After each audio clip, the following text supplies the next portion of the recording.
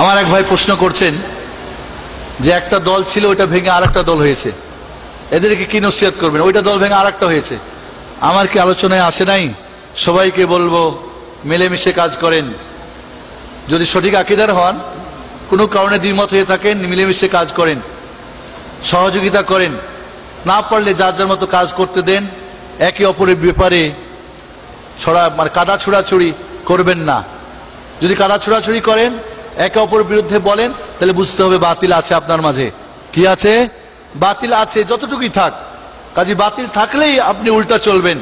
আজ সিধা চলেন, শরীয়তের নিয়ম চলেন, যার যার মতো মিলেমিশে কাজ, সহযোগিতা, কাজ করতে দেন, তাহলে বুঝতে হকে আছেন। হতে পারে এর মধ্যে ত্রুটি বেশি, এর মধ্যে কম, মিলেমিশে কমাবের চেষ্টা করেন, কমাবের চেষ্টা করেন। অনেকে আমাকে বলে, শেখ আমরা 5 জন আহলে হাদিস হয়ে গেছি, সঠিক আকীদা দেখছি একটা মসজিদ বানাচ্ছে। না, মসজিদ বানাবে না। কে বলছে তোমাকে মসজিদ বানাতে হবে? কে ফতোয়া দিয়েছে তোমাকে মসজিদ বানাতে হবে? ওখানেই নামাজ পড়ো, ওদের সঙ্গে উঠে বসো। তোমার সঠিকটা 10 জনকে দিতে চাও না?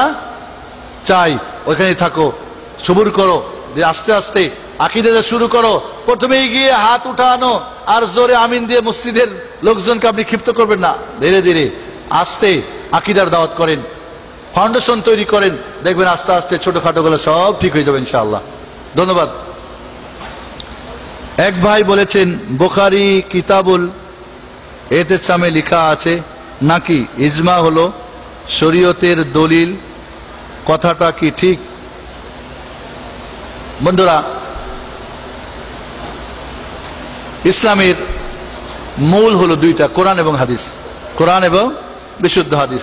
এবং এই কোরআন এবং বিশুদ্ধ হাদিসের বুঝটা, এর দাওয়াতটা, এর তাবলীগটা সবকিছুই মুহাম্মদ রাসূলুল্লাহ এবং সাহাবাদের থেকে নিতে হবে। বুঝছেন না? বুঝেন নাই?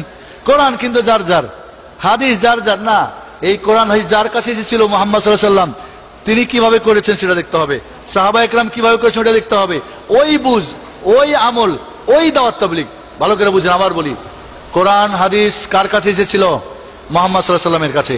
উনি বুঝেছিলেন না বুঝেন নাই? আমল করছিলেন না করেন নাই? দাওয়াত করছেন না করেন নাই? তাবলীগ করছেন না করেন নাই?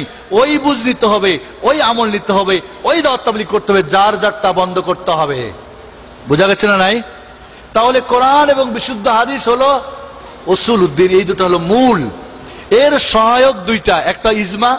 ইজমা কি? কোন একটা নতুন বিষয় কোরআন হাদিসে সুস্পষ্ট নাই, উম্মতের সেই যুগের সবাই ঐক্যমত যদি পোষণ করেন।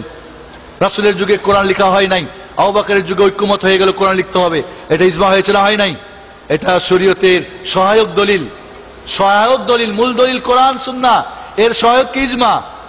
ওমরের যুগে তারাবির নামাজ জামাতবদ্ধ হয়ে চালু হয়েছে, আজও চলছে, ইজমা হয়েছে না হয় নাই? এটা দলিল, সহায়ক দলিল। উসমান রাদিয়াল্লাহু তাআলার যুগে কোরআনকে একভাবে পড়ার নিয়ম করা হয়েছে, ইজমা হয়েছে না হয় নাই? এটা দলিল। উসমান রাদিয়াল্লাহু তাআলার যুগে 2 আযান চালু করা হয়েছে, সাহাবা একরাম ইজমা হয়েছেন, ইজমা, এটা দলিল, সহায়ক। যদি ইজমা না পাওয়া যায় তাহলে কিয়াস। কিয়াস মানে সঠিক কোরআন সুন্নাহ ইজমার ভিত্তিতে গবেষণা। যদি কোরআন সুন্নাহ ইজমার সঙ্গে মিলে কোনো একক বা কিছু আলেম ওলামা, তাহলে সেটাও কি সহায়ক দলিল। তবে সেটা সহিহ কিয়াস হতে হবে, ফাসেদ না, বাতিল না। এবং সঠিক কিয়াসের জন্য যিনি গবেষক তার জন্য শর্ত আছে, গবেষণা করার জন্য শর্ত আছে, এই মাসলার জন্য শর্ত আছে, সেটা যেন কোরআন সুন্নাহ ইজমার মুখালিফ না হয়, সেটা যেন সাজ না হয়, বিভিন্ন মানসুখ না হয়, ইত্যাদি বিভিন্ন শর্ত সহায়ত আছে। আমাদের শেখ চলে এসেছেন, আমাদের সময় শেষ। এখন আমরা আমাদের শেখের কাছ থেকে শুনবো ইনশাআল্লাহ। আল্লাহ যেন আমাদের কবুল করেন। ধন্যবাদ। আসসালামু আলাইকুম ওয়া রাহমাতুল্লাহ।